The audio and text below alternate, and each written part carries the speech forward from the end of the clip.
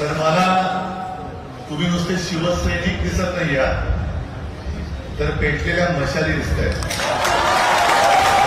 मशाली दिसत आहेत. आणि मी एका पद्धतीने गद्दार आणि गद्दारांच्या बापाला धन्यवाद देतो की तुम्ही या मशाली पुन्हा पेटवल्या, पेटत होत्या त्या आणखीन गंजत केल्या.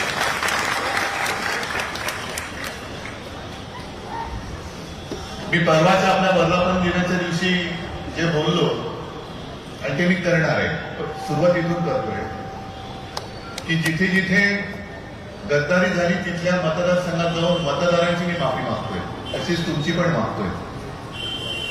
कारण तुम्ही माझा आदेश मानून जो उमेदवार दिला त्या उमेदवाराकडे न पाहता शिवसेना या 4 अक्षराकडे पाहून आणि मशालीवरती लढणारा उमेदवार म्हणून अक्षरशः रक्ताचं पाणी केलं आणि निवडून गेलं. साहजिकच आहे, उमेदवारी मी दिली होती त्याच्यामुळे ही चूक माझी आहे आणि त्या चुकीबद्दल मी तुमची माफी मागतो. हे अनुभव गेल्या 60 वर्षातले. आतापर्यंत अनेकदा शिवसेना फोडण्याचा प्रयत्न झाला, फोडली, तोडली. शिवसेना कशी कमजोर होईल याचा प्रयत्न केला आणि जे अनुभव आले ते अनुभव तुम्हाला सगळ्यांना माहिती, कारण तुम्ही या सगळ्या वाटचालीतले साक्षीदार नव्हे करते करविते कट्टर शिवसैनिक आहात. कारण अनेक दिली जात आहेत, पण काँग्रेसमध्ये विलीन होणार अशी भीती वाटली आता. म्हणून मी सांगितलं ते परत सांगतो की काँग्रेस आणि भाजपा, ज्या भाजपाला ती सुद्धा चूक आपलीच, गल्लीतलं कुत्र विचारत नव्हतं त्याचं बोट धरून आपण मोठं केलं, नाही तर कोण विचारत होते. म्हणजे सुरुवातीला तर यांचं डिपॉझिट जप्त पार्टी म्हणूनच म्हटलं जायचं. अख्ख्या देशात 2 खासदार होते फक्त, काय भाजपा भाडगाव, म्हणजे तसेच लोक आहेत. स्वतःच काहीच नाहीये, दुसऱ्यांची पोरं ही चोरून चोरून चोरून मोठी झालेली पार्टी आहे. आणि 2 खासदार असलेला हा पक्ष आज काय मोठ्या मेजासेत फिरवतोय. पण काँग्रेस बरोबर 30 वर्ष, म्हणजे आपल्या सगळ्यांची राजकीय कारकीर्द ही काँग्रेस बरोबरच्या राजकीय वैरात गेली, बरोबर ना. पण तरी कधीही काँग्रेसनी शिवसेना चोरण्याचा प्रयत्न केला नाही, काँग्रेस शिवसेना संपवण्याचा प्रयत्न केला नाही, जे भाजपनी केलेला आहे. जो प्रयत्न भाजपनी केला हे भाजपचा पाप आहे. अगदी आणीबाणीच्या काळात सुद्धा तेव्हाचे जे रजनी पटेल होते त्यांनी शिफारस केली होती शिवसेनेवरती बंदी घाला म्हणून. आणि तेव्हा ते जे तिथे कोण उपस्थित होते त्यांनी शिवसेना प्रमुखांनी सांगितलं होतं की तो कागद जेव्हा पंतप्रधान इंदिरा गांधींकडे आला त्यांनी बघितलं ह्याच्यावरती बंदी त्याच्यावरती बंदी, शिवसेनेचं नाव आलं होतं. त्यांनी म्हटलं शिवसेना शिवसेना का नाही, शिवसेनेवरती बंदी नाही घालायची, आणि त्यांनी ते नाव खोडून टाकलं होतं. लढा काँग्रेसही झाला, लढे अनेक झाले, आणि ज्यांना लढायचं आहे तरी समोर महिलांना घेऊन लढा ना. आज जो एक तुम्ही प्रचार करत होता की 19 साली मोदींच्या चेहऱ्यावरती तुमचे निवडून आले, 24 साली मोदींचा चेहरा नव्हता, तो समोर होता. आणि मी म्हणून की मोदींच्या चेहऱ्यावरती निवडून आले असतील तर कसे, तर हे नको, मोदी नको म्हणून हे पाहिजे, त्यासाठी लोकांनी केलेलं मतदान होतं. मी असं नाही म्हणत माझा चेहरा होता, अजिबात नाही. तुमची मेहनत आणि बाळासाहेबांचे आशीर्वाद, त्यांचा चेहरा. काल एक उपटचुंब उपरा येऊन गेला कुठेतरी कोल्हापूरमध्ये. अरे तुम्ही काय भलते विचार पटकन कळते तुम्हाला. आणि त्याने काय नवीन शोध लावला की आज म्हणजे शिवसेना एकच आहे, शिवसेना एकच आहे, ती माझी आमची बाळासाहेबांची आहे. विशेष त्या उपऱ्याला एक कळलं नाही की त्याच्या पक्षाचे अध्यक्ष कोणी आहे, सोम्या कापसे होऊ शकतो. आज सुद्धा नाव कोण आहे माहिती नाही कोणाला, कारण कोणतेही उचलतात आणि कोणी एखादं ध्यान त्या खुर्चीवरती बसवतात, झाला भाजपाध्यक्ष. पण शिवसेना प्रमुख एकच होऊन गेले, पुन्हा दुसरा शिवसेना प्रमुख होणे नाही, अजिबात होणार नाही. तुझा कोणतरी कुठला तरी पडलेला माणूस उचलून आणून तू तिकडे बसला असं तू जसं तू बसला होतास अध्यक्षपदी तसं आज कोणतरी ध्यान बसवलंय. भाजपला कोणी अध्यक्ष चालतो पण शिवसेना प्रमुख हे एकमेव, दुसरा शिवसेना प्रमुख होणे नाही, लोक स्वीकारणार नाही. आणि महत्वाचा मुद्दा तो उपरा विसरला की मराठी माणसाच्या न्याय हक्कासाठी या शिवसेनेची स्थापना झाली ती भूमिपुत्रांच्या लढ्यासाठी झाली. उपरे आमच्यावरती आक्रमण करतायत, आमची संधी हिरावून घेत आहेत, आमची संधी आमचा न्याय हक्क आम्हाला मिळाला पाहिजे म्हणून शिवसेनेची स्थापना झाली. त्या शिवसेनेचा प्रमुख कोण हा उपरा ठरू शकत नाही. तू उपरा आहेस, उपरा आहेस, तू उपटकुंभ आहेस. त्याच्यामुळे तू तुझ्या अवकाशात राहा. आज जी खुर्ची तुझ्या बुडाखाली आहे म्हणून लोक तुला घाबरतात. पण मैदानात आल्यानंतर मला कोणाच्याही कशा सुरक्षेची गरज नाही. हे जसं शिवसेना प्रमुख म्हणतात तसं शिवसेना प्रमुखाने आई जगदंबेने दिलेलं सुरक्षा कवच माझ्या भोवती आहे. मी जनतेजवळ फिरू शकतो पण हे उपरे येऊ शकत नाही, फिरू शकत नाही. आणि त्यांनी त्यांचं घर सांभाळावं. जर त्यांना पंतप्रधान पदाची स्वप्न बघत पडत असतील आणि म्हणून ते दुसऱ्याचे खासदार फोडून स्वतःचा खुंटा बळकट करत असतील तर तुमच्या खुंट्याला पहिली मुळ आहेत का बघा, पहिली मुळ आहेत का बघा. खुंटा बळकट करा, नुसता खुंटा लावलाय, बाकी खाली काय, खालीवरती काय नाही. आणि हा संतापजनक जो काही प्रकार चाललेला कशासाठी करतायत भाजपला मी विचारतो, कशासाठी खोडताय.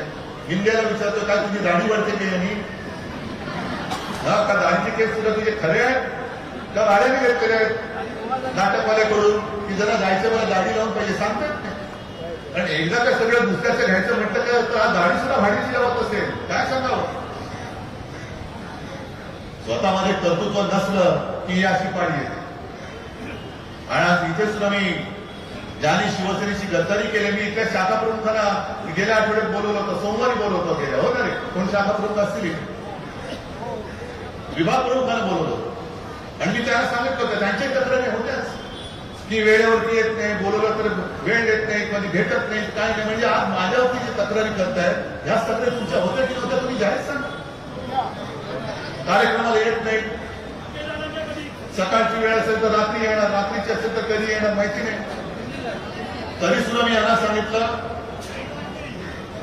यांना सांगितलं की तुम्ही एक अवाक्षर काढायचं नाही, त्याचा अपमान होईल असं करायचं नाही. कार्यक्रमाला प्रत्येक कार्यक्रमाला बोलवत नाही म्हटलं जाऊन बोलवा, ते बोलवलं तर येत नाही म्हटलं येणं न येणं त्यांच्या हातात आहे, बोलवणं आपलं काम आहे. मोठे फोटो लावा, काही हरकत नाही, सगळं करा.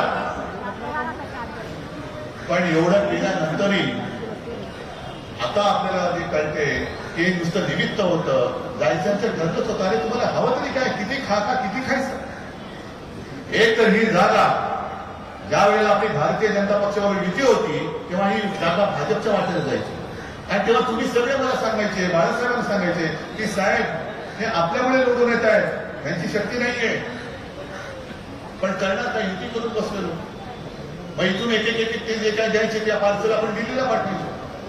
मग जेव्हा त्यांनी युती तोडली आणि महाविकास आघाडी झाली आणि आपण जागा आपल्याकडे घेतली, मागून घेतली, काँग्रेस मागत होती, आपण आपल्याकडे घेतली आणि म्हणते एवढ्या वर्षांची या शिवसैनिकांची एक भावना आहे, या शिवसैनिकांच्या भावनेचा आदर कधीतरी आपण करणार केले.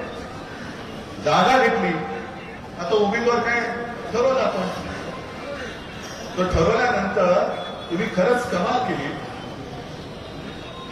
तुम्ही अक्षरशः पूर्ण कशाची पर्वा न करता समोरून पैशाचा धबधबा होता, धबधबा,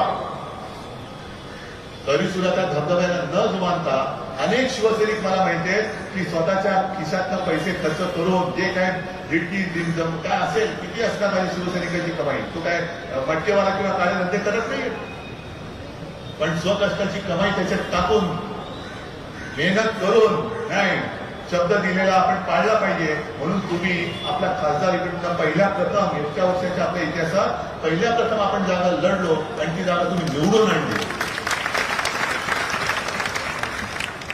ह्याची जाणीव नको. समजा जागा नसती मिळाली, झाला असता खासदार, जागा घेतली आणि उमेदवारी दिली नसती, झाला असता खासदार. आणि जर खासदार झाला नसता तर हमी भाव मिळाला असता काय? त्या भावात नसता मिळाला. भाव कुठे आहे? कारण काहीच नाहीये. भाव खायला सुद्धा भाव असावा लागतो. अरे मेहनत ह्यांची आणि भाव तू खातोयस. काय मिळालं याला? काय दिलंस तू याला? जो शिवसैनिक केवळ आणि केवळ शिवसेना प्रमुखांमुळे माझं जे मी सांगतो ते ऐकतो, हे माझं नाहीये, हे शिवसेना प्रमुखांचं निर्णय आहे. मी आहे पक्षप्रमुख, पण केवळ आणि केवळ मी शिवसेना प्रमुखांचा मुलगा आहे आणि मी तुमचा पक्षप्रमुख म्हणून तुम्ही मला मानता आहात, माझे आदेश पाळता आहात. त्याचा दुरुपयोग हे गदडे करतायत, हे गद्दार करतायत. अगदी त्या मिंदेला सुद्धा कोणी आमदार केला? 14 साली मंत्री कोणी केलं? मंत्री झाल्यानंतर जर का आपलं आणि भाजपचं व्यवस्थित जुळलं असतं तर मी आयुष्यात कधी मुख्यमंत्री होणं माझं स्वप्नही नव्हतं. त्या निवडून आलेल्या आमदारांपैकी जे सगळे आमदार म्हणाले असते त्याला मी मुख्यमंत्री करून टाकलं असतं.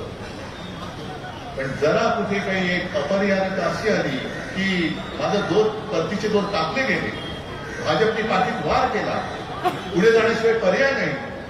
जे भाजपने वचन दिलं होतं ते मोडून टाकलं, करू काय दुसरं? आणि त्यावेळेला नायगाने मला ती जबाबदारी घ्यावी लागली.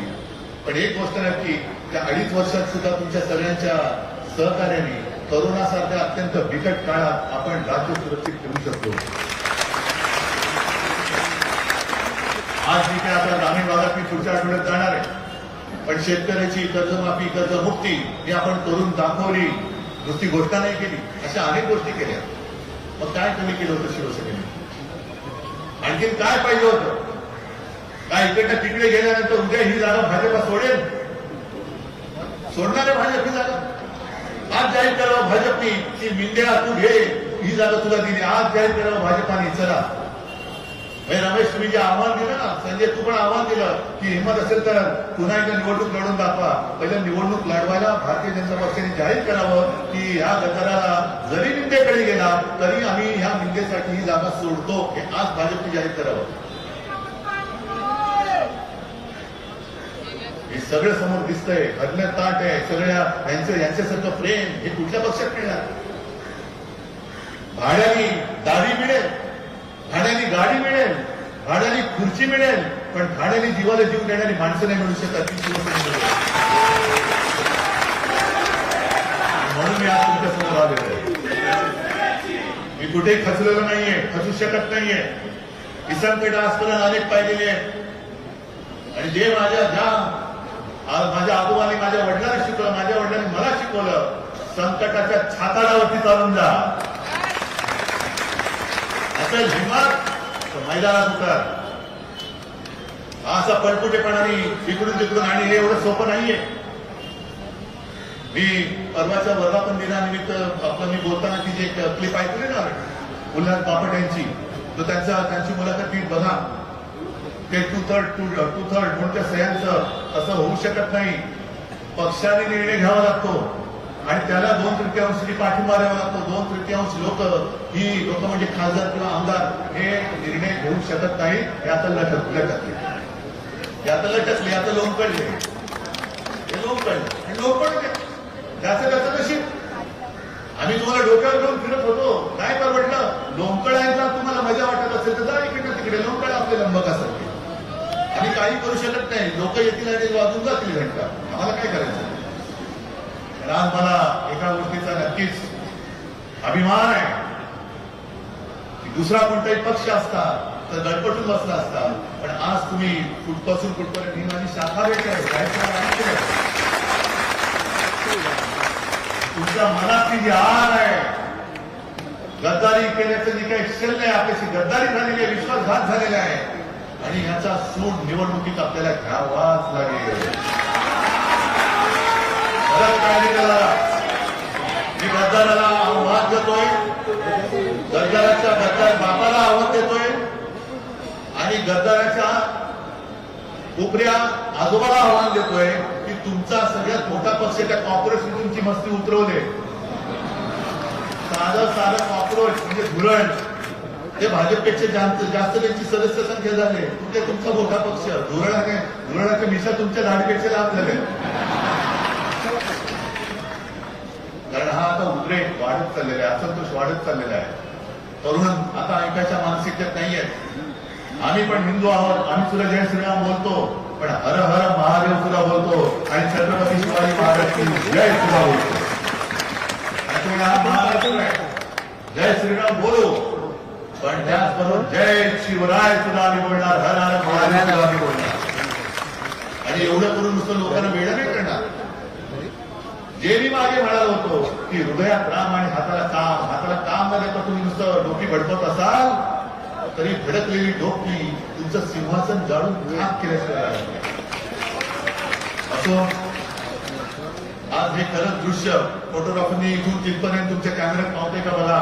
ही शाखा भेटे माझी, हे दाखवा, गद्दाराला दाखवा, गद्दाराच्या बापाला दाखवा, गद्दाराच्या आजोबाला दाखवा दिल्लीला. आता गद्दाराचे आजोबा आले का पोस्टर आले गद्दार आजोबा आले, गद्दारांचे आजोबा आले, खास दिल्लीवर नेतात. आणि म्हणून मी परत एकदा त्या गद्दाराच्या आजोबाला सांगतो की उपऱ्या शिवसेनेचं नेतृत्व कोण करणार हे उपऱ्यांनी ठरवू शकत नाही. तो उपरा आहे, शिवसेना ही भूमिपुत्रांची आहे आणि ही शिवसैनिक ठरवतील. तोच शिवसेनेचा पक्ष प्रमुख होईल. शिवसेना प्रमुख दुसरा होणे नाही. हिंदू हृदय सम्राट तर अशक्य आहे. किती कोणी म्हटलं तरी हिंदू हृदय सम्राट आणि शिवसेना प्रमुख दुसरा होणार नाही. सरकार उपऱ्या तू तुझा अध्यक्ष बघ, आमच्यामध्ये लुडबुडाला येऊ नकोस आणि या धगधगत्या मशालींची पंगा घेऊ नकोस. सगळ्यांना धन्यवाद देतो. जय हिंद, जय महाराष्ट्र.